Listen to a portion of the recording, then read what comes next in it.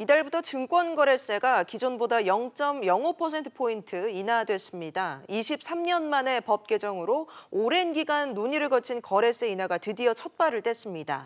하지만 증권거래세 인하 효과를 두고선 의견이 분분한데요. 시장에 영향을 미치기엔 인하폭이 적었었기 때문입니다. 증권거래세 인하 효과와 함께 향후 금융세제 개편 방향도 이야기 나눠보겠습니다. 서울여자대학교 경영학과 이성병 교수와 함께하겠습니다. 어서 오십시오. 오십시오. 반갑습니다. 네, 자 증권거래세가 23년 만에 이렇게 좀 개편이 됐는데요. 예. 이제 증권거래세 인하 어떻게 좀 평가를 하십니까? 일단은 좀 전향적으로 이렇게 평가가 되고 있습니다. 왜냐하면 저희가 2023년 만에 인하한 부분이고요. 그래서 이제 코스피의 경우에 이제 기존의 0.3%에서 0.25%로 낮아졌고요. 코스닥의 경우에도 0.25%로 낮아졌습니다. 그래서 체결 금액에 대해서 이제 기존에 한 1억을 거래한다고 했을 경우에 약 30만 원의 증권거래를 냈었는데 이번에 이제 25만 원 수준으로 내려가서 금액의 수준에 있어서 조금 좀 수준은 많지 않지만 그래도 이런 인하는 좋은 그런 영향을 미칠 것으로 이렇게 판단되고 있습니다. 특히 이제 그 벤처 기업이 많이 상장돼 있는 그 이 코넥스 시장의 경우에 0.3%에서 무려 0.1%로 크게 완화를 함으로써 이 모험 자본에 대한 그 투자 확대를 우리 정부가 적극적으로 지원하고 있다 이렇게 판단할 수 있고요. 예. 이런 부분은 이제 그 정부가 이제 3월에 발표했던 혁신 금융 이 추진 방향의 일환으로 이제 진행이 된 것으로 이렇게 판단이 되고 있습니다. 네. 증권거래세는 이제 주식 투자로 손실을 보는 경우에도 세금이 부과되기 때문에 뭐 소득이 있는 곳에 세금을 매긴다 이런 네. 조세 원칙에 입각해서 봤을 때 네. 아예 폐지해야 하는 건 아니냐 이런 목소리도 있습니다.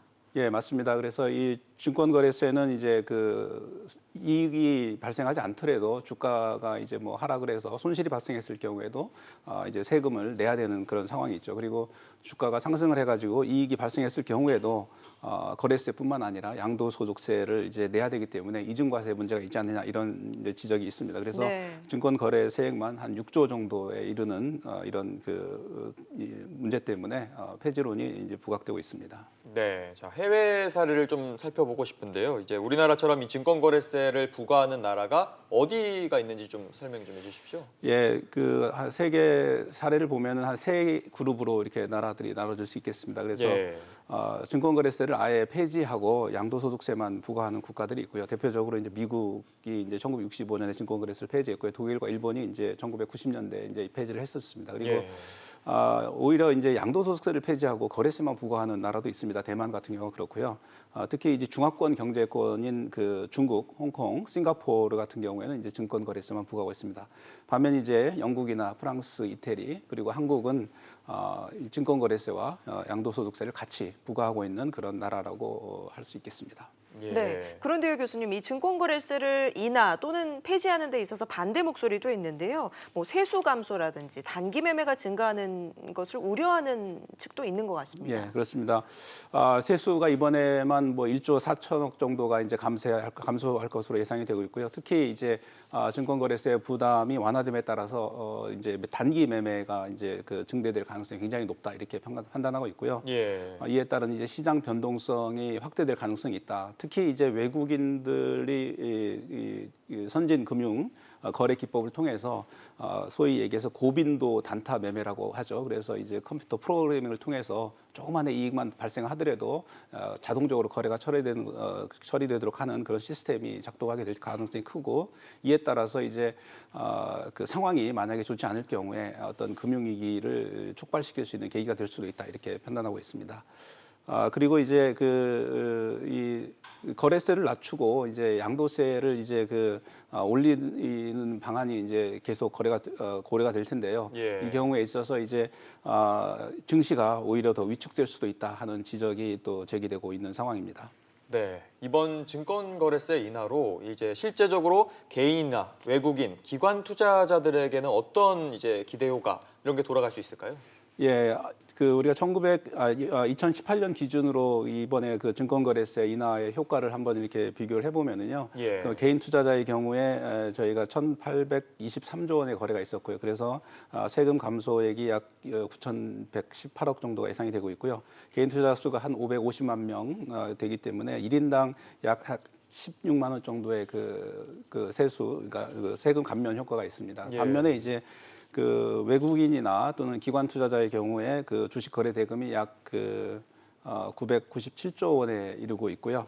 그래서 인하된 그 증권거래세를 적용할 경우에 약 세금 감소액이 약 4,887억 원 정도로 예상이 되고 있습니다. 그래서 그 2018년 외국인 및 기관 투자자 수가 약 5만 명이기 때문에 이를 고려할 경우에 거래세 감소액이 약 870만 원으로 이 감소의 효과가 조금 그 기관 투자자나 외국인 투자자에 좀 집중될 가능성이 있다 하는 우려가 또 이렇게 제기되고 있습니다. 네, 증권거래세 폐지를 두고 뭐 찬반이 있긴 하지만 중장기적으로 봤을 때 완전 폐지해야 된다 이런 목소리가 많은 게 사실인 것 같습니다. 이 증권거래세 과세 체계 어떤 식으로 가야 된다고 보십니까? 저희 이번에 이제 이 증권거래세 부분이 인하되면서 앞으로 아마 증권거래세 폐지에 대한 논의가 본격적으로 시작이 될 것 같습니다. 특히 이 부분은 이제 주식에 대한 양도차익에 대한 과세 시스템, 과세 체계의 정비와 연결이 되어서 진행될 가능성이 굉장히 높다고 판단이 되고요. 특히 이와 관련해서 일본의 사례를 좀 집중적으로 좀 살펴볼 필요가 있습니다. 그래서 예. 일본이 1989년에 0.55%에 이르는 그 증권거래세를 9년에 걸쳐서 점진적으로 이렇게 그 인하를 하고요. 그리고 이 과정에서 99년에 완전 폐지의 단계로 나가게 됩니다. 특히 이 과정에서 일본이 증권거래소 양도소득세를 병존함으로써 시장에 대한 충격을 완화하고 성공적으로 이 증권거래세를 폐지했다는 측면은 좋은 사례로 이렇게 판단할 수 있겠습니다. 네, 자 일본 사례를 말씀해 주셔서 그런데 이 대만 같은 경우에도 이미 증권거래세를 폐지했지 않습니까? 예, 그렇습니다. 이 대만 사례를 보면 좀 약간 우려되는 부분도 있거든요. 그것은 어떻게 보십니까? 예, 대만 같은 경우에는 이제 증권거래세를 폐지하면서 이제 양도소득세를 지나치게 이제 이제 과도하게 이렇게 올린 부분이 있어가지고요. 그렇죠. 이 부분이 이제 주식 시장에 참여하는 투자자들에게 이제 굉장히 부정적인 그런 효과를 끼친 것으로 판단이 되어서 결국에는 이제 오히려 양도소득세를 폐지를 하고 증권거래세만 부과하는 형태로 이렇게 변경이 되었습니다. 예, 네. 이번에 증권거래세 인하를 시작으로 정부가 추진하고 있는 금융세제 개선안에 대한 기대감이 높아지고 있는데요. 예, 예. 어떤 것들이 있죠? 이 금융세제 부분이 사실 굉장히 복잡합니다. 거의 예를 들면은 직접 투자를 하는 경우하고 또는 펀드나 연금 같은 이런 간접 투자를 하는 경우에 과세 체계가 다르게 돼 있고요. 예. 그다음에 국내 펀드를 투자하느냐 해외 펀드에 따라서 다르게 됩니다. 그래서 예를 들면 국내 주식 펀드 같은 경우에는 이제 비과세가 이루어지는 반면에 해외 주식형 펀드 같은 경우는 배당 소득세를 과세하고 있기 때문에 이렇게 유사한 형태의 금융 상품들이 서로 다르게 과세되는 이런 부분들에 대해서 종합적으로 점검이 필요할 것으로 판단이 되고요. 정부도 이와 관련해서 금융세제 선진화 TF를 구성을 했고요. 금융세제 개선을 위한 중장기 이 로드맵을 내년에 발표할 계획을 갖고 있습니다. 네, 자 일단은 이렇게 증권거래세가 인하되고 이제 앞으로는 폐지가 이제 수순을 밟을 것으로 보이는데 시장에서는 좀 어떤 반응을 좀 보이고 있는지 좀 간단하게 말씀해 주십시오. 시장에서는 일단은 단기적으로는 지금 긍정적인 반응을 보이고 있는 것 같습니다. 그렇지만 이게 이제 아까도 말씀드렸습니다마는 이 감면의 효과가 주로 기관 시장에서 영향력이 큰 기관 투자자나 외국인 투자자에게 집중될 가능성이 크기 때문에 이에 따른 이들의 영향력이 커져서 개인 투자자들이 상대적으로 영향력이 약화되면서 주식 시장에 대한 신뢰가 또 약간 흔들릴 수도 있다 하는 부분에서는 조금 지켜봐야 될 것으로 이렇게 생각이 되고 있습니다. 예. 마지막으로 이 자본시장 활성화를 위해서 이 정부가 어느 방향으로 좀 정책을 추진해야 한다고 보십니까? 이 자본시장 선진화는 크게 이제 두 가지 축에서 살펴봐야 된다고 생각합니다. 그래서 먼저 국민 자산 증식 측면에서 기여할 수 있는 이런 주식시장이 돼야 되겠다는 생각이 들고요. 두 번째로는 한국 경제 혁신 성장에 기여할 수 있는 이런 또 도전적이고 위험적인 투자도 확대할 수 있는 그런 여러 가지 세제 측면에서의 지원도 필요할 것으로 이렇게 판단이 되고 있습니다. 예, 알겠습니다. 지금까지 서울여대 경영학과 이성봉 교수와 함께했습니다. 말씀 고맙습니다. 고맙습니다. 감사합니다.